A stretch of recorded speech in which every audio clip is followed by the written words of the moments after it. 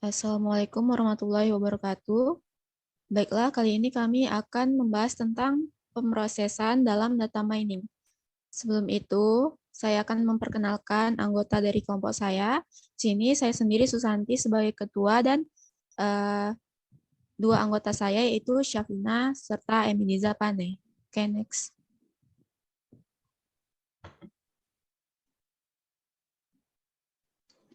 Nah, di sini table of content-nya yang pertama ada pemrosesan data mining, yang kedua ada teknik data mining, yang ketiga ada naive Bayes method, dan yang keempat ada korelasi project. Next.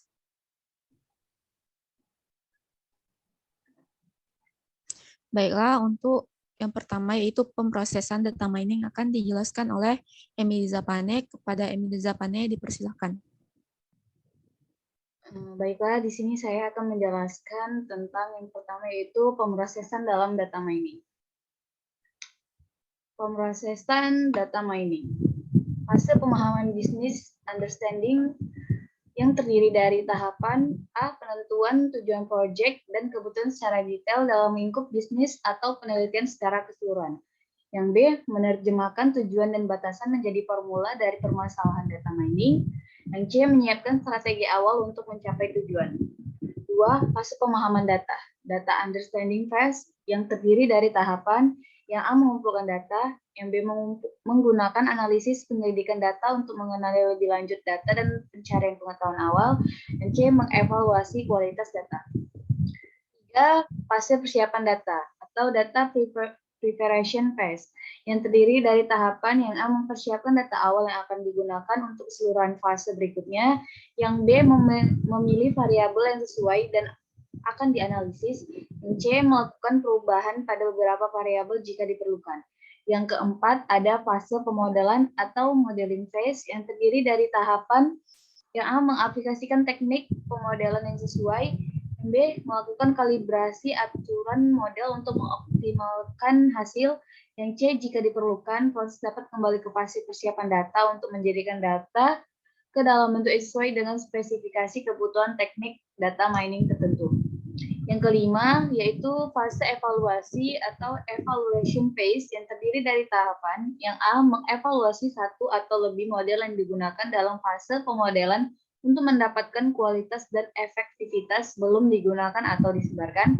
Yang B. Menetapkan model yang memenuhi tujuan pada fase awal. Yang C. Memastikan tidak terdapat permasalahan penting dari bisnis atau penelitian yang tidak tertangani dengan baik. Yang D. Mengambil keputusan berkaitan dengan penggunaan hasil dari data mining. Yang keenam, ada fase penyebaran atau deployment phase yang terdiri dari tahapan yang A. Menggunakan model yang dihasilkan, yang B. Contoh penyebaran misalkan pembuatan laporan dan penerapan proses data mining secara paralel pada departemen lain. Baiklah, saya kembalikan ke moderator. Baiklah, untuk yang kedua, teknik data mining, dan yang ketiga, kepada Syafina dipersilakan.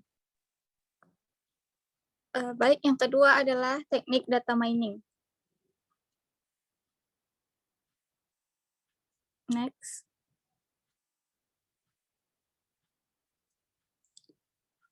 Teknik data mining adalah metode yang dapat diterapkan pada berbagai bidang.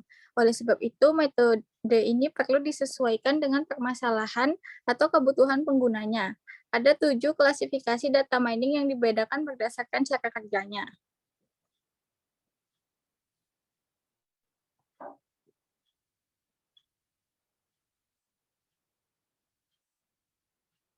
Yang pertama ada tracking patterns, yaitu teknik data mining yang melacak pola atau urutan peristiwa. Teknik ini berfungsi untuk menemukan suatu pola pada serangkaian kejadian yang berurutan. Teknik ini dapat mendeteksi sesuatu pada interval tertentu, seperti lonjakan permintaan produk ketika weekend, atau jumlah orang yang mengunjungi situs saat cuaca tertentu. Yang kedua ada classification, yaitu teknik yang lebih kompleks karena menuntut untuk mengumpulkan seluruh data dari kelas atau kategori tertentu. Teknik ini merupakan yang paling umum digunakan karena pengaplikasiannya itu mengelompokkan data berdasarkan label yang diinginkan. Misalnya berdasarkan informasi finansial dan transaksi, dapat mengelompokkan pelanggan menjadi low, medium, atau high credit risk. Yang ketiga ada association, yaitu klasifikasi data mining yang analisisnya berhubungan dengan pemasaran produk. Analisis keranjang bertujuan untuk mengetahui atau mengidentifikasi produk yang sering dibeli bersamaan oleh pelanggan. Misalnya ketika membeli snack kentang tertentu, pelanggan juga membeli minuman soda kemasan. Dengan mengetahui kebiasaan pelanggan seperti ini, maka perusahaan juga dapat membeli produk tertentu sebagai people also book this pada marketplace. Selanjutnya, outlier detection yang bertujuan untuk mengidentifikasi ketika terjadi anomali pada pola data. Misalnya ketika produk biasanya selalu dibeli oleh pelanggan berjenis kelamin laki-laki, namun pada suatu minggu di bulan Februari, tiba-tiba terjadi lonjakan pembelian yang dilakukan oleh pelanggan perempuan. Teknik outlier detection ini berperan untuk menganalisis lonjakan tersebut serta penyebabnya sehingga dapat memutuskan langkah penjualan selanjutnya. Next. Yang kelima ada clustering, hampir mirip dengan classification, namun memerlukan label atau grup data yang lebih banyak berdasarkan pola kemasan. Misalnya ingin mengelompokkan demografik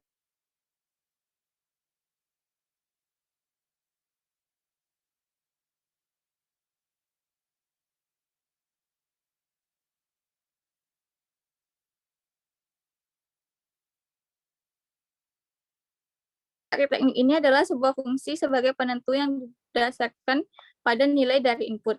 Misalnya, selanjutnya ada forecasting atau prediction. Teknik data mining ini bisa dikatakan paling valuable karena bertujuan untuk memprediksi nilai yang akan dicapai pada periode tertentu. Dengan teknik ini, noise data dan nilai pada periode sebelumnya dapat dijadikan acuan atau dasar dari prediksi. Misalnya berdasarkan data pembelian bulan lalu, Anda dapat memprediksi kira-kira pelanggan akan melakukan pembelian seperti apa di bulan depan. Next.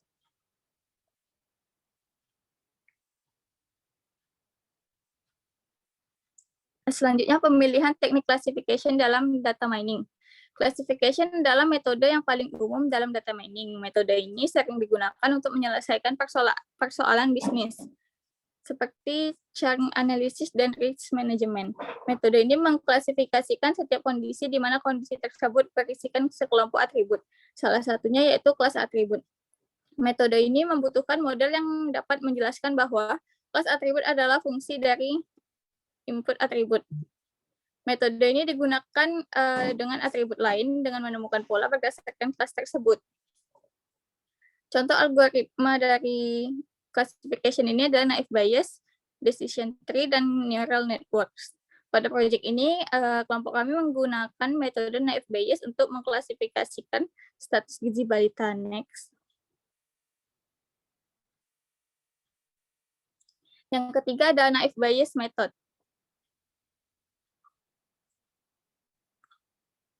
Naive Bayes adalah algoritma yang mempelajari probabilitas suatu objek dengan ciri-ciri tertentu yang termasuk dalam kelompok atau kelas tertentu.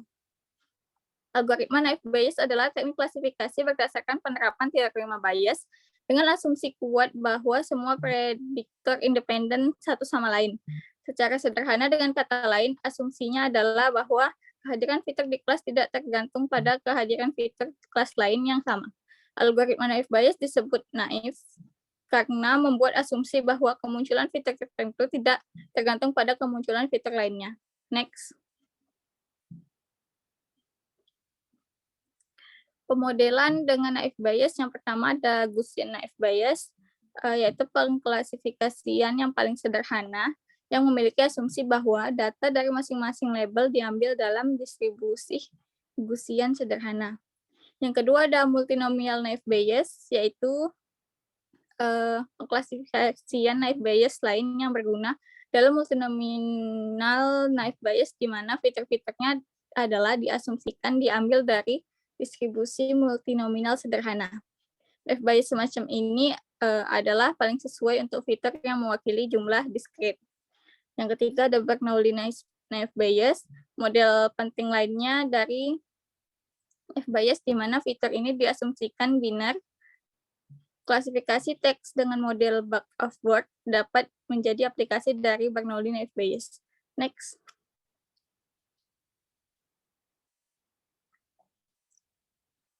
Kemudian ada kelebihan dan kekurangan Naive Bayes. Kelebihannya yaitu klasifikasi Naive Bayes mudah diimplementasikan dengan cepat. Ini akan menyatu lebih cepat daripada model diskriminatif seperti regresif logistik. Kemudian membutuhkan lebih sedikit data pelatihan.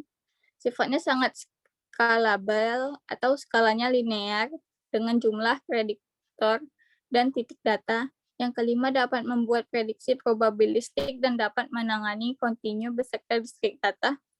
Dan yang keenam, algoritma ini dapat digunakan untuk biner maupun multi-kelas masalah klasifikasi keduanya. Kekurangan dari Naive Bayes ini fiturnya yang kuat kemandirian karena dalam kehidupan nyata hampir tidak mungkin untuk memiliki seperangkat fitur yang benar-benar independen satu sama lain. Yang kedua, frekuensi nol, yang berarti bahwa jika variabel kategori memiliki kategori tetapi tidak diamati dalam data pelatihan set, maka model Naive Bayes akan menetapkan probabilitas nol untuk itu dan itu tidak akan dapat membuat prediksi. Baik, saya kembalikan ke moderator. Baiklah, untuk yang keempat yaitu ada korelasi project. Next. Nah, jadi pentingnya visualisasi data yaitu yang pertama, membuat data menarik dan mudah dipahami. Yang kedua, identifikasi tren dan outlier. Yang ketiga, menceritakan sebuah pesan dalam data. Yang keempat, memperkuat argumen atau pendapat. Dan yang kelima, menyorot poin penting dalam kumpulan data. Next.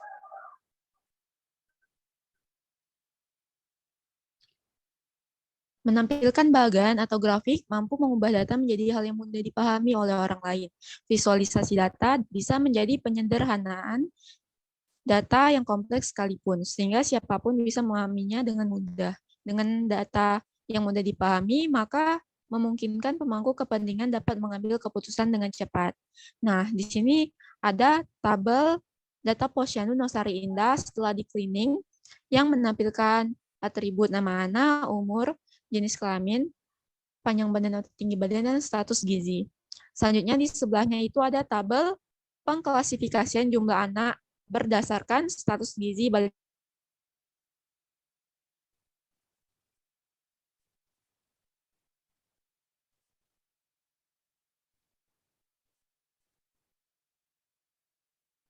Next.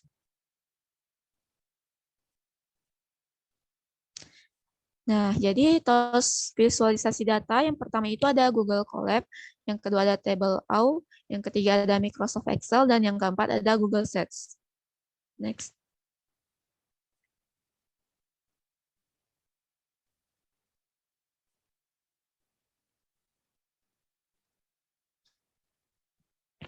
Selanjutnya ada grafik visualisasi data. Di sini yang pertama ada grafik line chart. Jadi pada bagian garis data didistribusikan secara merata sepanjang sumbu horizontal dan semua data nilai didistribusikan secara merata di sepanjang sumbu vertikal.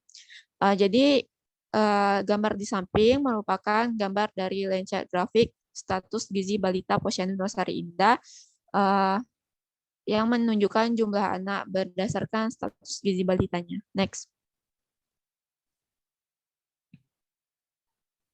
Yang kedua ada grafik bar chart. Jadi bar diagram mengilustrasikan perbandingan di antara item. Biasanya nilai sepanjang sumbu horizontal. Gambar di samping merupakan gambar bar chart dari status gizi balita Posyandu Nosari Indah. Next.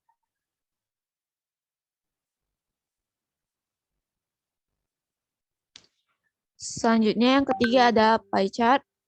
Jadi visualisasi data untuk menunjukkan komposisi tertentu dari sebuah data. Bagian yang ada di dalam pie chart menunjukkan proporsi dari bagian data terhadap keseluruhan data. Gambar di samping merupakan gambar grafik pie chart status gizi balita Posyandu Nosari Indah. Next.